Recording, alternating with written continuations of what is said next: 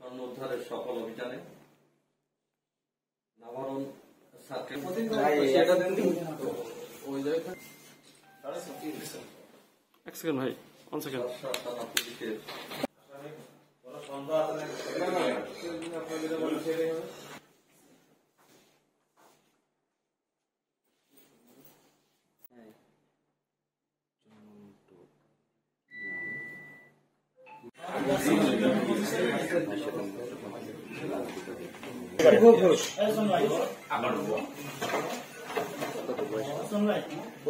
সকাল থেকে সংবাদ পায়, চেকপোস্ট ডিউটি করছিল, সে একটা সংবাদ পায় যে মাদক আসছে।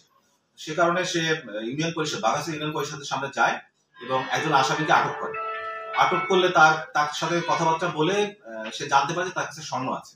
তখন সে ওসিকে জানায়, ওসিকে জানালে ওসি তৎক্ষণাৎ স্পটে যায়, তার সাথে কথা বলে জানতে পারে যে তার কাছে স্বর্ণ রয়েছে। তখন আমাকে জানালে আমি যাই, উপস্থিত হই। তখন উপস্থিত হলে উপস্থিত যে জনগণ ছিলেন, সাংবাদিক ছিলেন, তাদের সামনে সে পকেট থেকে টেপে মোড়ানো, এই গজ টেপে মোড়ানো 10 পিস স্বর্ণ বের করে দেয়।